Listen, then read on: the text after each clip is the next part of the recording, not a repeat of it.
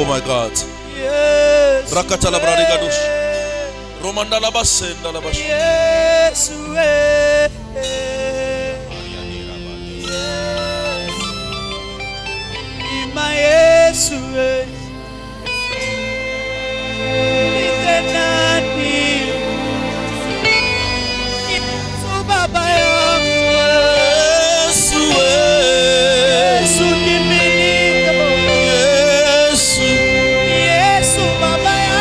Nous allons lire la parole de Dieu dans Ephésiens 4:32.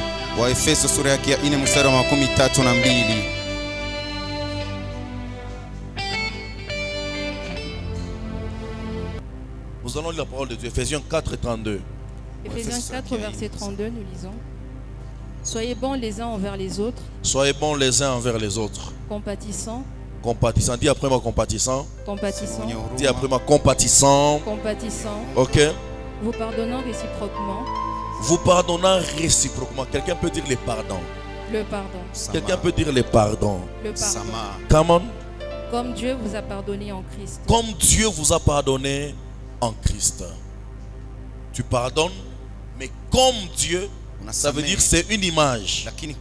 Rumia, vile Mungu arimia. Ça veut dire le modèle du pardon, c'est le modèle de Dieu qui nous a pardonné en Jésus-Christ. Mais nous, si nous voulons aussi pardonner, pardonnons comme Dieu a pardonné, nous a pardonné en Jésus. Acclamons le Seigneur, nous nous asseyons.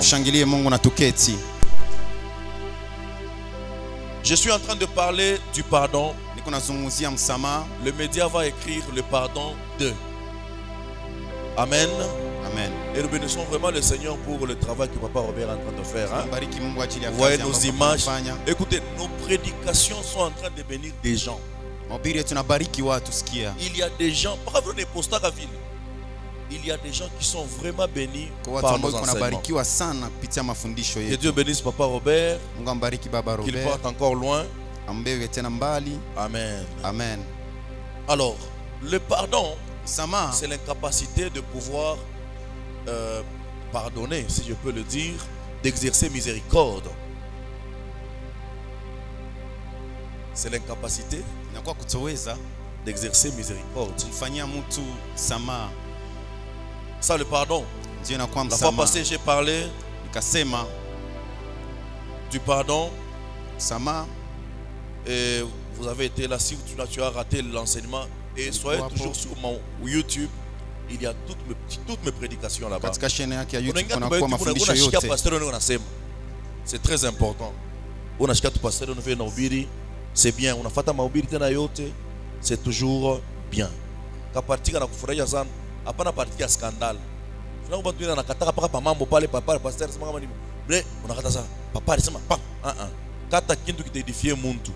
Amen. C'est toujours important de le faire. Pourquoi quelqu'un arrive à ne pas pardonner?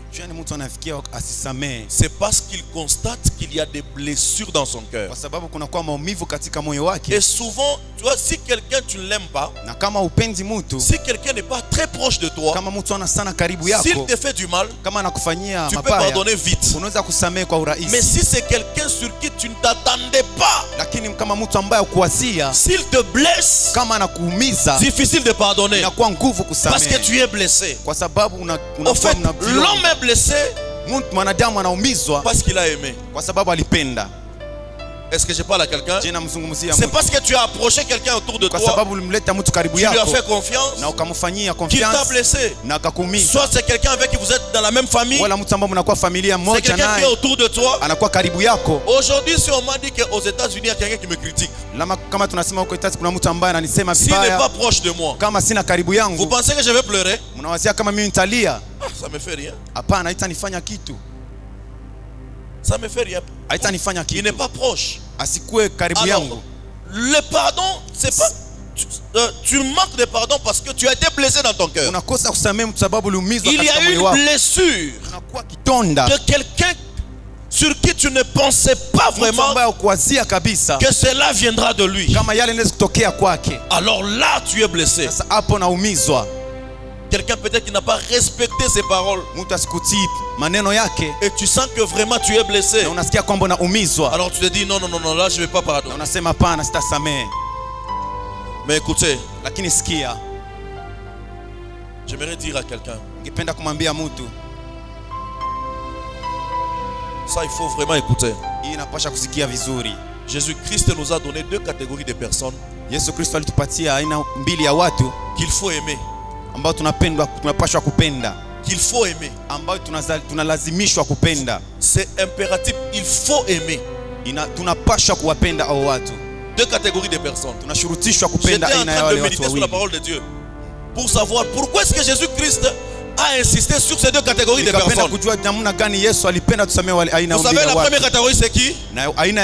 C'est son prochain. Dis après moi son prochain. Il avait dit aime-toi, aime ton prochain comme tu t'aimes toi-même. Ça c'est une autre dimension d'amour.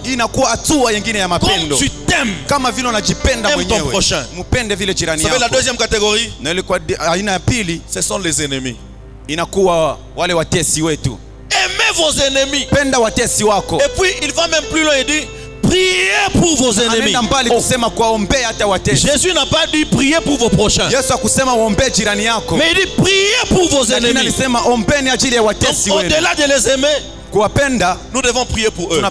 Pourquoi ces deux catégories de personnes? L'ennemi et le prochain. Vous savez pourquoi? Parce que c'est souvent les mêmes personnes.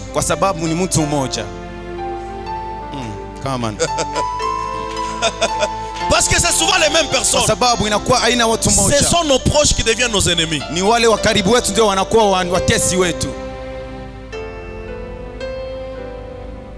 C'est une seule catégorie de personnes. C'est comme ça que Jésus dit aimez-le. Même si un proche devient ennemi, ne retire pas ton amour, aime-le. Même si un ennemi devient un proche, ne retire pas non plus ton amour, aime-le. Est-ce que je parle à quelqu'un? Mais vous savez aussi qu'il y a des ennemis qui deviennent les proches, non? Au-delà de te méfier, mais donne-lui l'amour. C'est ce que la Bible dit. J'aime beaucoup la parole de Dieu parce que elle nous met dans des situations très compliquées.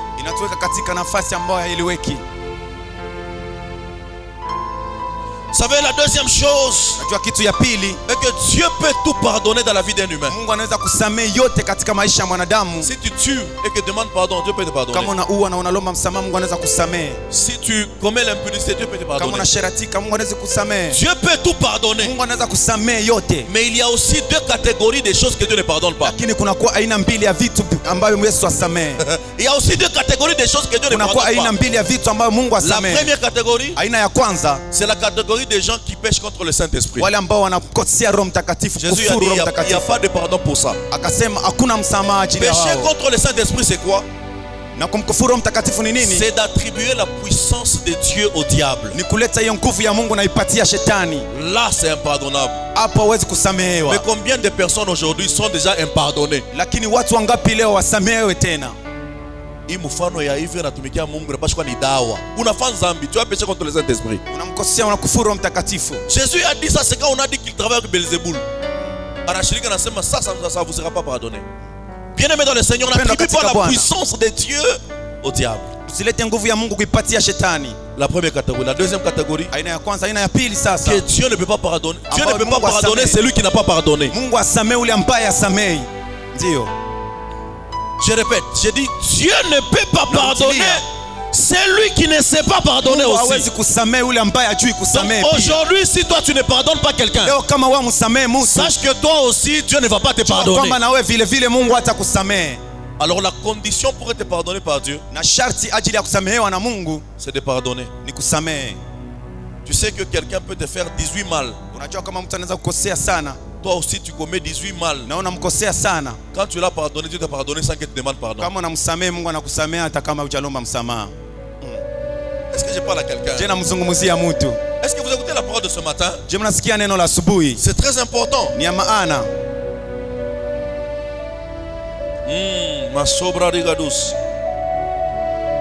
Alors j'avais aussi dit que le manque de pardon non géré, ça peut engendrer en toi ce qu'on appelle la rancune. La rancune, c'est quoi?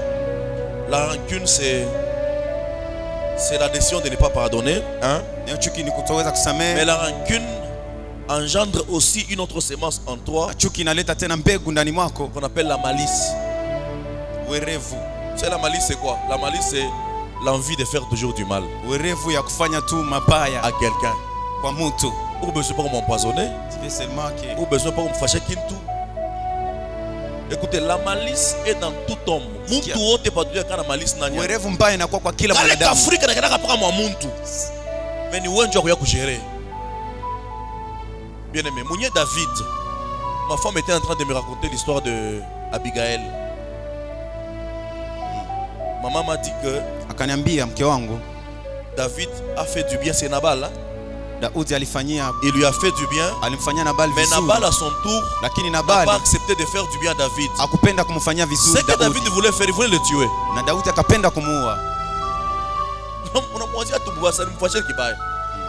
Donc même l'homme selon le cœur de Dieu avait aussi une petite sémence de malice en lui.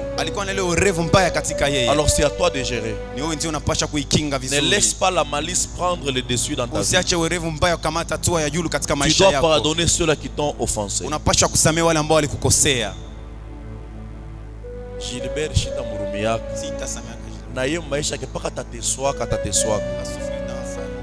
Laana kuleta vile ya kupeleka ya laana buba bwana wana Marekani je laana ni kaka sa potopoto na bako mikono unatupia mwenjako unabakia paka parti na bakia kwako jo baya laana parce que kile unasema kinatoka ni kwako no ni musanya buchafu jo motoka bia kule ya buchafu pale unasema laana ashitendeleaka na wewe wasana wao tendeleaka. Bénissez ceux-là qui vous ont fait du mal. Et laissez à Dieu faire sa part. Si Dieu veut le punir, laisse que Dieu le punisse. Maintenant,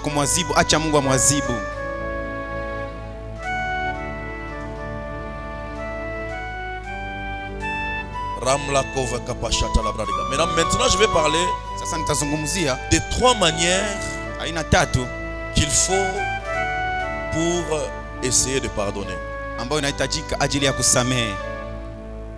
Quelqu'un va dire hapa mwenye mama mwa pardon hii. Banakwambia sasa kuma mambo. Bosi na yambe muro yako. Huku ma dossier unako maleta kama dossier mwa ya manona sisa. Kisha kwa mvumbi, je muro yako mwiko. Muku ni ma dossier na ma dossier. Iko tabu. Muro. Muku ya Robert, haina pa Robert. Muku ya Robert, muku ya Janet, muku ya Erike, muku ya ndugu yako mwa fulani.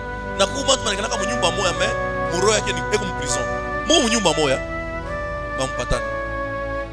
Au mnapatana kama mambo ya zamani au hesabu yako. Mambo. Kuendelea kutoka nguvu sana.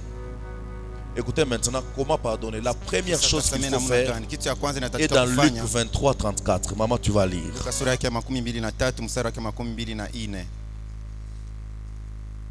Tu sais celui qui te cherche, celui qui te cherche,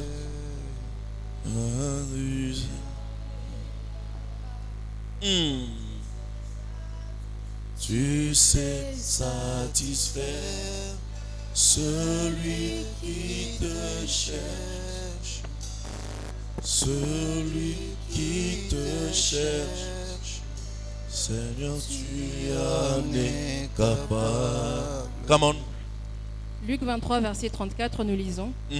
Jésus dit, Père, pardonne-leur, car ils ne savent pas ce qu'ils font. Quelqu'un peut répéter ça avec moi. Père, pardonne-leur, car ils ne savent pas ce qu'ils font. Come on. Père, pardonne-leur, car ils ne savent pas ce qu'ils font. Vous pouvez vous asseoir. La première chose qu'il faut faire, si tu n'arrives pas à pardonner quelqu'un, c'est de faire ce que Jésus a fait. Jésus, on était en train de le détruire. On était en train de le persécuter. On était en train de détruire sa réputation. Il était sa personnalité. Jésus, on était en train de tout détruire de lui. Yesu alikuwa akiharibisha yote ambayo alikuwa nayo. Mais il remarque que c'est au-delà de ses capacités. Lakini aliona inakuwa juu ya uwezo wake. Il est allé au-delà. Non, attendez. Il est allé à quelqu'un qui est plus que lui. Akaenda juu ya yule ambaye anakuwa juu yake.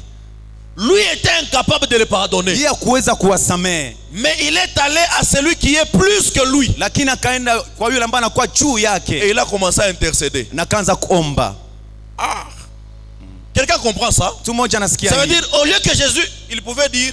Yesu angesema. Mais vous savez que dans la Bible Jésus a pardonné des péchés, non? Njoo kama katika Biblia Yesu alisamehe makosa. Il est arrivé à un endroit où il dit je pardonne tes péchés. Fika nafasi ambayo anasema nasamehe dhambi zako. Mais pour la croix, il a dit Père, kwa msalaba akasema Baba, pardonne-leur, wasamehe, parce qu'ils ne savent pas ce qu'ils font. Kwa sababu hawajui yale ambao wanafanya. Il a remarqué que lui était incapable de le pardonner. Kwamba kuweza kusamehe. À cause de la douleur. Ajili ya maumivu. Il a demandé à la source de miséricorde. Na akasema kwa hiyo chemchemu ya kusamehe. Et quand il a demandé, lakini aliomba il msamaha. a même justifié leur acte. Na akasema hata matendo yao. Ils font ça. Wanafanya hii parce qu'ils ne savent pas ce qu'ils font. Jésus a prié pour eux à les justifier. Vous êtes sûr qu'ils ne savaient pas ce qu'ils faisaient? Vous êtes sûr qu'ils ne savaient pas ce qu'ils faisaient? Mais Jésus a même donné un argument à Dieu pour permettre aussi à Dieu de le pardonner. Si tu veux pardonner quelqu'un, si tu veux pardonner quelque chose, guérir une blessure en toi qui est au-delà de tes capacités, va au plus grand. Prie pour la personne. Et quand tu vas aller prier pour la personne, ne l'accuse pas. Va les justifier. Oh. Rome la katalabra-ligadosa. Va les justifier. Quand tu fais ça, tu l'as pardonné. Ça m'a déjà arrivé. Quelqu'un m'a blessé. J'étais encore frère Igen. La personne m'a blessé.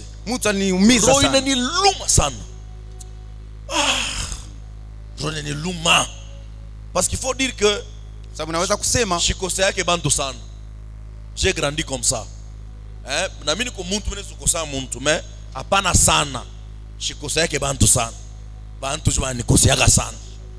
Oui.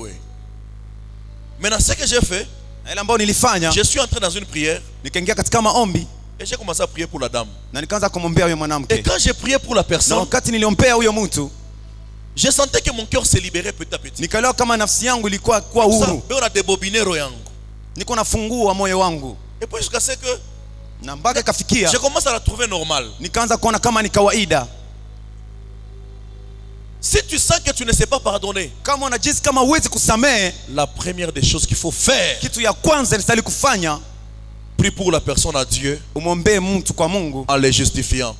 Père, pardonne-le car ils ne savent pas. Ça veut dire que Seigneur, même si tu ne veux pas les pardonner, comprends qu'ils ce sont des ignorants. Oh. Ce sont des ignorants. Ils font certaines choses par ignorance. Bien aimé, je vais te dire quelque chose. Tu sais quand tu es blessé et que tu commences maintenant à réfléchir sur la personne qui t'a blessé. Si tu te dis en toi que cette personne peut-être il ne sait pas ce qu'il fait, déjà la douleur s'atténue. Et puis si tu te dis ça peut être peut-être un esprit qui l'a poussé à faire ça. Parce qu'en réalité, peut-être que ce n'est pas une mauvaise personne. Mais il doit y avoir une force qui veut soit nous séparer, soit la force veut l'utiliser lui pour me blesser. Déjà tu commences à atténuer la douleur. Vous savez qu'il y a des gens qui font du mal aux gens parce qu'ils sont frustrés. Anangalia mambo shomupita. Mena anakufanya tu kibaya. Kuna mambo kisha mkomplika kwa masomo, kama ni mfami, kama ni finance, anangalia anakufanya tu kibaya. Haina sana ni mtu mubaya. Mais les circonstances de sa vie lakini hali ambayo ya maisha yake l'ont poussé à développer une nature ikafanya qui kuchemsha hiyo mtu n'est pas en elle. ambayo iko ndani yake. Si vous commencez à comprendre comme ça, vous allez pardonner. Kama unaanza kuelewa hivyo utakuwa mwepesi kwa C'est ce que kusamehe. Jésus a fait. Na ndio Yesu alifanya. Ils ne savent pas ce qu'ils font. Hawajui yale ambao wanafanya. Parmi des gens qui ne savaient pas ce qu'ils faisaient, Miongoni ya wale watu hawakujua yale ambao walifanya, il y a des gens qui l'ont renié. kulikuwa watu walimkana. Pour te mate pas. Abaye ba mutemaka mate malanga. Vile Bible insister parce que mutemaka la mingi. Unatemaka mate quand? C'est quand tu sens une mauvaise odeur, tu sens quelque chose de désagréable même en toi. Tu te dis bon, là t'es mate. Donc Jésus était considéré comme une pourriture. Mais parmi des gens qui le considéraient comme ça, il a dit qu'il ne savait pas ce qu'il faisait. Acclamons d'abord pour Jésus. Acclamons pour Jésus.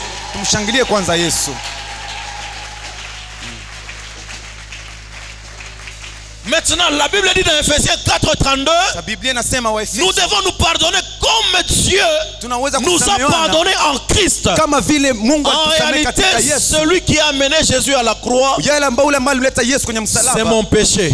Et si nous devons nous pardonner, nous avons un modèle, le modèle de Dieu en Jésus-Christ. Si tu apprends à prier pour ceux-là qui t'ont fait du mal, et quand tu y vas, va avec une bonne motivation. Ne pars pas l'accuser parce que tu n'as rien à informer à Dieu. Parce que pendant qu'on te blessait, Dieu était là. Tu vas l'informer de quoi? Mais quand tu pars, dis à Dieu, il ne sait pas ce qu'il fait. Pardonne-le. Hosanna. Hosanna. Vous savez, quelqu'un va dire, comment est-ce que je dois parler à Dieu de pardonner au lieu que moi je pardonne?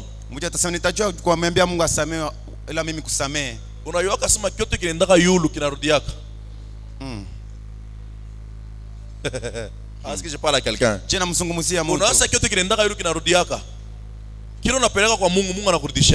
Amen. Oh, une prière que tu donnes à Dieu, une prière que tu orientes vers Dieu, elle retourne vers toi, mais sous une autre forme. C'est comme ça qu'on est comme unaomba Mungu unipatie ndoa, inaenda kule inarudia exaucement. Amen. Ça rentre sous une autre forme. Nos prières à Dieu, Dieu reçoit nos prières comme des odeurs. Est-ce que je peux parler maintenant? Can I preach? Est-ce que je peux parler comme je le veux? Les gens pensent que quand Dieu écoute les prières, il écoute seulement ce que toi tu dis. Non. Dieu, quand tu pries, ça arrive vers lui comme une odeur.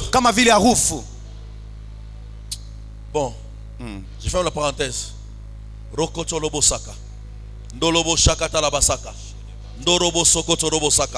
Alors la deuxième manière de pouvoir pardonner, c'est d'analyser.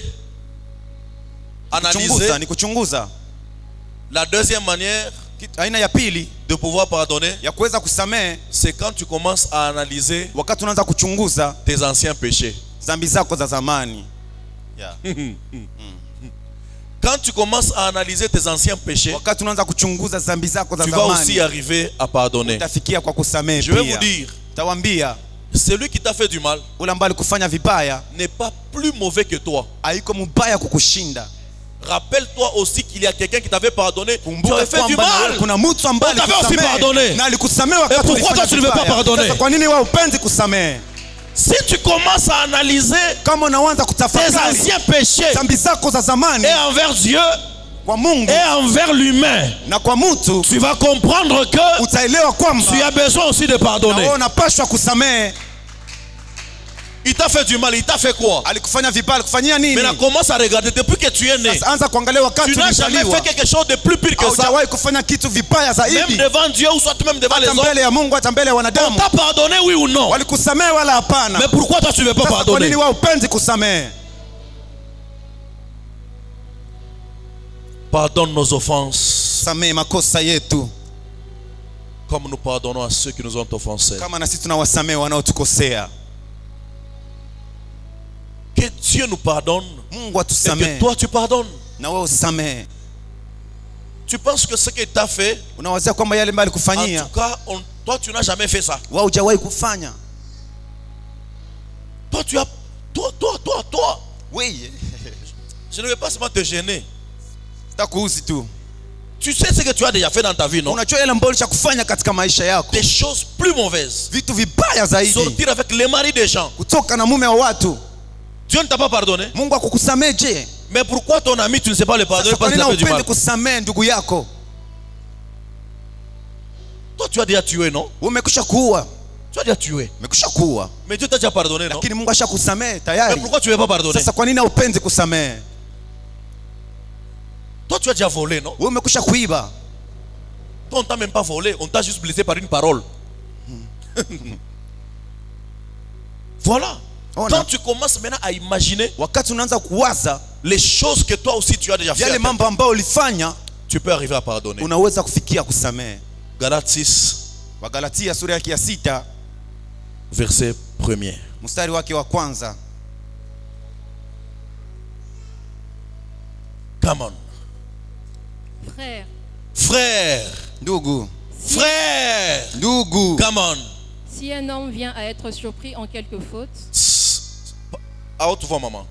frère, si un homme vient à être surpris en quelque Si faute, un frère vient d'être surpris dans quelque chose,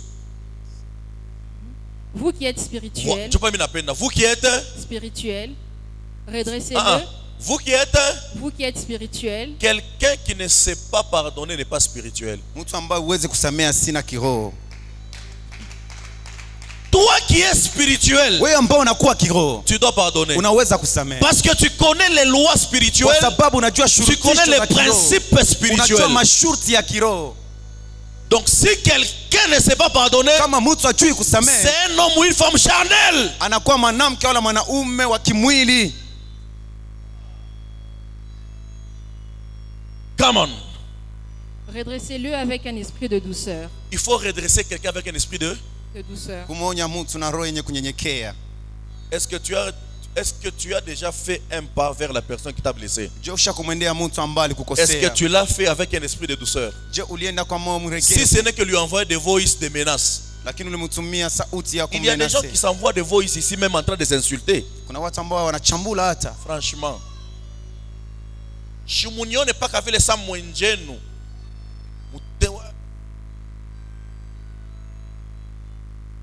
Tu n'es pas spirituel, tu es païen. Unakuwa mtu kiroho, unakuwa mfanya dhambi. Il faut redresser avec douceur. Unapasha kumwonya kwa roho yenye kuwa Unanifanyisha mnyenyekevu. bubaya sana. Mimi nakuwa tusumburi.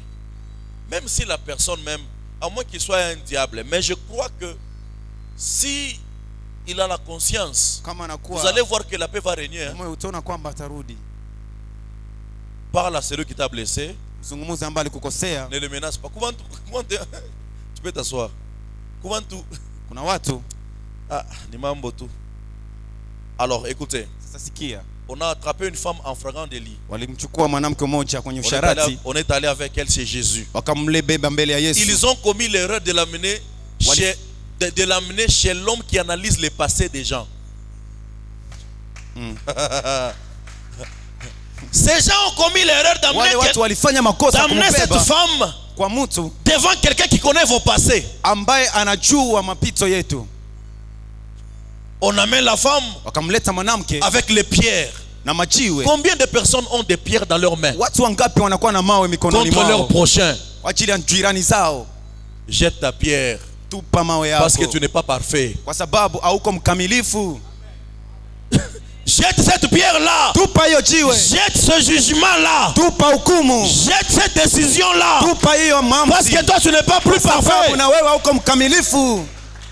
Alléluia. Amen. Jésus dit Yesu akasema que celui qui n'a jamais péché ule ambaye hajawahi kufanya dhambi jette en premier la pierre. au wa kwanza kumtupia mawe. Et la Bible dit Na Biblia inasema wote banenda nini? Banenda. Maintenant Yesu yeye anabakia anasema na mie mishi kukondane. hukumu pia hata na mimi. Na mie mishi kukondane. Moi là je ne te condamne pas. Afu wewe na weye. Alors toi, alors toi, tu continues à condamner ou tu as pardonné? unaendelea kuhukumu wala umeshakusamehe? Jésus, tu vois, quand Jésus était en train d'écrire par terre, Wakati Yesu alikuwa akiandika kwenye il udongo, était en train d'analyser leur vie en 2 minutes. alikuwa akichunguza maisha yao kwa dakika kiloko. Usharibaka samaki atel. Toi tu as fait Ushili musharati. Ushili mulo, uni muloji. Uni tel. Tu asema, unashafanyaka nzambe apike. Mpezo ngara. Ne pense pas que tu es plus parfait usiwazie kama unakuwa mkamilifu que celui zaidi. qui t'a causé du mal. Msijia yule ambaye alikufanyia C'est vibaya. aujourd'hui que tu dois Leo pardonner. ndio unastahili kurumia. Ça c'est la deuxième manière, n'est-ce pas? La Ile première, inakuwa j'ai dit quoi? Ya pili, ya La kwanza première, nilisema nini? Il faut, hein? Il faut le justifier en priant pour lui. Et la deuxième, Na ya il pili faut penser à tes anciens péchés. ni kuanzia dhambi zako za kale C'est très hizo. important. La troisième manière, Na aina ya tatu c'est de regarder maintenant au résultat. ni kuangalia sasa matunda. Qu'est-ce que ce manque de pardon t'a donné? Ile kutosamehe ilikuzalia nini? Tout ce que nous faisons dans la vie est une semence. Yale yote ambayo tunafanya katika maisha inakuwa mbegu. Kama mtu anarima mingi sana idone anachaka. Anzo rima mankalanga. Wewe unarima sana manque ya pardon kupatia nini? Ce n'est pas seulement le manque de pardon. Quand tu regardes que Haina tu tu kutokusa t'es kusamehe. investi dans un péché Wakati unaangalia et kama puis ulifanya après dhambi tu sana ne trouves rien. na sasa upate kitu katika hiyo Il n'y a dhambi. pas de laisse, non? Acha tu. Ce manque de pardon, Kutosamehe, cette jalousie, hiyo wivu, cette colère-là, ile kisirani. il y a des gens qui sont experts en fermant les portes aux autres. Kuna watu wanakuwa werevu sana kufungia wengine Lui milango. seulement, si une porte passe par lui, Kama kunakuwa opportunité moja kwake. aneka na cadenas. Maintenant, dis-nous combien de maisons que tu as construites dans ton mauvais cœur. Sasa manyumba ngapi ulisha kujenga kupitia roho yako mbaya? On t'appelle, est-ce qu'on peut inviter tel? Je tunaweza kumwalika mtu. Ces gens-là n'osaient pas. C'est des gens hein, Usipime hata qui sont pas bien. Bon, Hapana batu témoignage. bazuri. Hein. Hapana. Toi, tu as un témoignage, toi. Tu as un témoignage. Wewe wanakushutia vizuri. Écoutez, Sikia. j'ai envie de parler. Mimi napenda kusema. Est-ce que je peux parler? Je naweza kusema. Écoutez, Sikia. jusqu'à ce que je comprenne que Mpaka nikaelewa kwamba ce qui concerne la crédibilité, yale ambayo inahusu kuwa mkamilifu, l'homme ne peut pas gérer sa crédibilité. Mungu au mtu hawezi kuchunga hiyo mwenyewe. Si tu gères ta crédibilité, Kama unapenda kuchunguza wewe mwenyewe tu kamilifu vas la wako, perdre. utaipoteza. Laisse Dieu gérer ta crédibilité. Acha Mungu achunge uaminifu wako. Parce que l'humain, Kwa sababu mwanadamu s'il veut fouiller dans ta vie, kama anapenda kuchunguza katika maisha il va yako, trouver quelque chose. atapata kitu fulani. Laissez vos histoires de Mwache madisi à yenu. cause du témoignage, Ajili ya ushuhuda ne wangu t'affiche pas avec tel. au usiende pamoja na Mungu mtu wetu. kuchonesha. Toi, tu as un témoignage. Wewe unakuwa na ushuhuda wewe. Donc, le témoignage que tu appelles, c'est quoi? Ushuhuda ambao unasema nini? Est-ce que, écoutez, Sikia. est-ce que vous savez que Jésus n'a jamais eu un bon témoignage sur terre? Je, mnajua kwamba Yesu alikuwa na ushuhuda mzuri hapa chini ya jua? Jésus, on ne parlait pas du bien de Jésus. Aba kuzungumuza mazuri ya Yesu. Moi, j'ai parlé avec un juif. Mimi nilikuwa nimzungumzia Myahudi Il m'a mmoja. dit, je n'aime pas Jésus. Sikumupenda Yesu mimi. Ses propres frères Wa ndugu yake wa n'ont kweli pas un bon témoignage de lui hawana jusqu'à ushuhuda aujourd'hui. mzuri wake Mais mpaka ce qui leo. comptait pour les juifs, c'était quoi? Na nini C'était kilikuwa le kwao? témoignage de Dieu. Celui-ci est mon fils. Ilikuwa ushuhuda wa Bien Mungu. aimé. Huyu ni mtoto wangu mpendwa. S'il est le fils bien-aimé de Dieu, Kama kuna mpendwa mwa Mungu, même si tout ce que vous faites là ne peut hata pas kama empêcher yeye Jésus unafanya wewe de vivre sur terre. C'est quoi? Oh my God! Papa ya shada. Est-ce que je peux parler à Naweza quelqu'un? kumsengelezea mtu. Le témoignage de Dieu sur la Ushuhuda wa personne Mungu hapa chini suffit. inatosha.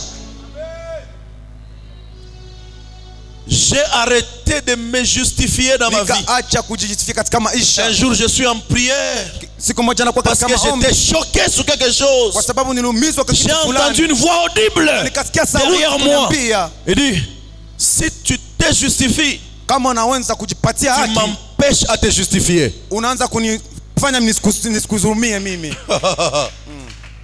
Si tu commences à te justifier, Kama unaanza kujitetea, tu m'empêches à moi de te justifier. au nifanye mimi kukutetea Le tena. témoignage de Dieu suffit. Ushuhuda wa Mungu unatosha.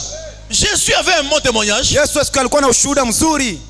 Est-ce que Jésus était un modèle du ministère pour beaucoup? Yesu alikuwa picha ya huduma kwa wengi.